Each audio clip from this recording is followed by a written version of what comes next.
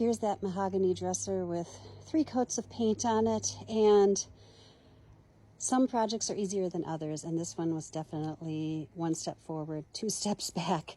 And I point this out because even though I have been doing this for a while and I feel like I have a lot of good tips to share, even I have problems from time to time, and sometimes I just throw in the towel.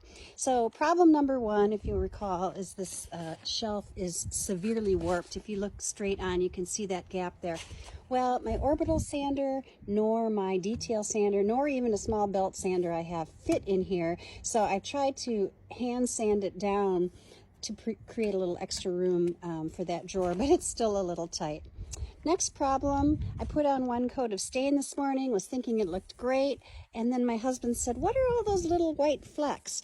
Well, I realized there's some overspray from a different project I was working on yesterday, and it must have just come over here. So I have to sand this down 1 more time, restain it, and then seal it. And then the last thing is, I mentioned in one of my other videos, if you don't get the Bondo exactly flush with the remaining veneer, you'll get little ridges. Well, this is a mahogany piece, and this bottom has been causing me so many problems. I had it flush, but as you can see, the veneer still wants to pull up from the edge, and I have that little line there. Likewise, there's 1 or 2 little bumps over here.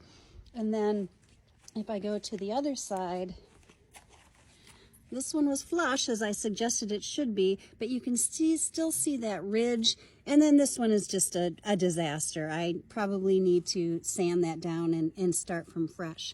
And that is one of the challenges with this mahogany veneer.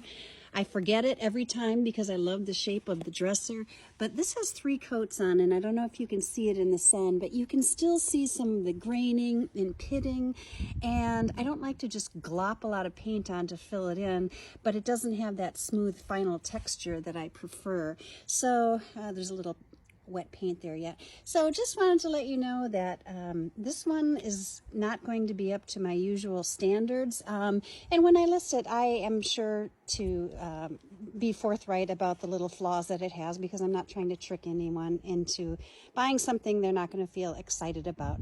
But for the right person, this is still going to be a very beautiful dresser, and hopefully my next video will be the last one on this piece.